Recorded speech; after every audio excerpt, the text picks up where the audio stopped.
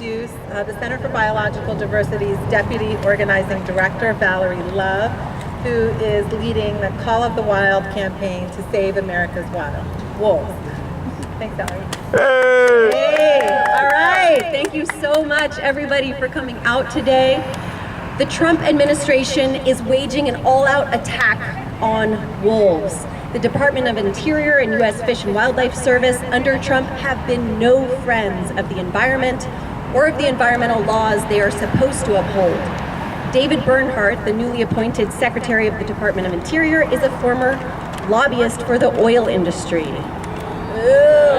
Right? And a shill for the pesticide industry.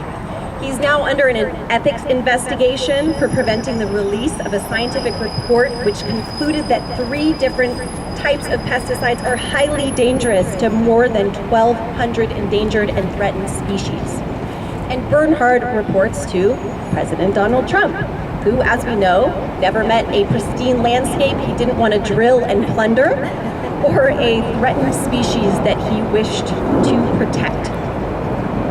Their proposal to strip endangered species protections from wolves is exactly what we would expect from such a corrupt administration. Here's what we know about the proposed delisting itself. It would strip protections from wolves where they currently exist, where they're just getting established, and where there's still suitable habitat, but wolves have yet to return. It ignores the fact that the current wolf population is around 6,000 wolves, which is just 1% of their former numbers, and they occupy only 10% of their historic range. No scientist would agree that this constitutes a safely recovered species. In fact, on May 7th, a comment letter signed by more than 100 scientists was submitted to U.S. Fish and Wildlife Service opposing the delisting on these very grounds. The proposed rule also ignores the fact that while there exists at least 530,000 square miles of land that scientists have identified as currently suitable wolf habitat in the lower 48, wolves only occupy 1/3 of that. The proposal says that having a wolf population in the western Great Lakes states is good enough. It says nothing about the Northeast or the Southern Rockies, and says that where there are some wolves in the West Coast, they're not in large enough numbers to matter for the overall wolf population. So stripping wolves of federal protections would turn them over to state management. And we know from states where they have been fully delisted that states immediately institute aggressive hunting and trapping seasons. And I mean immediately.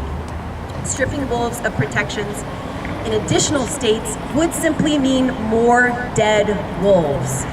In Wisconsin, where there are about 900 wolves, the state plan would reduce it to around 350.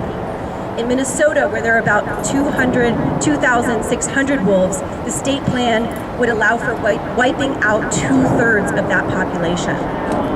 Wolves that try to disperse from the western Great Lakes states and the northern Rockies to adjacent states will not have federal protections that they need to prevent them from being shot on sight as vermin or subject to hunting and trapping seasons.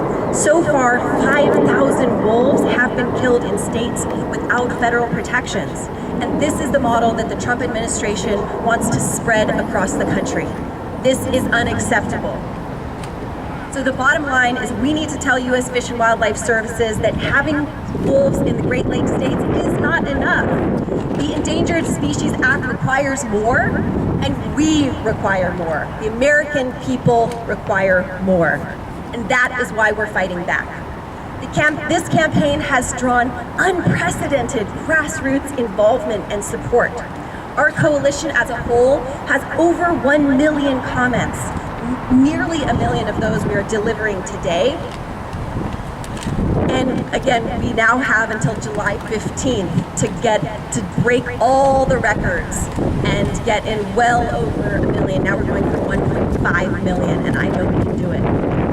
So we've also seen incredible on-the-ground grassroots organizing to save the as part of our Call of the Wild campaign. Nearly 1,000 volunteers all across the country went out into their communities to gather physical comment letters, farmers markets, at events, in the line at the grocery stores, to McDonald's workers. I heard all of these stories to get comments signed opposing this delisting.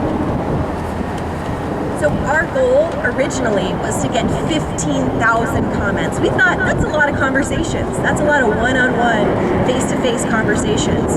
But we went far beyond that. We more than doubled it. In these boxes right here, we have over 35,000 hand-signed, hand-gathered comments. So again, thank you. All right, so that is more than 35,000 one-on-one conversations that happened at the street and events. And this is the way that we are going to build the kind of grassroots, bottom-up, on-the-ground political power that we need to win long-term on this issue. As Lita said, polling has shown that a majority of Americans want wolves protected. So we just need to organize ourselves and build the political power to hold our leaders accountable.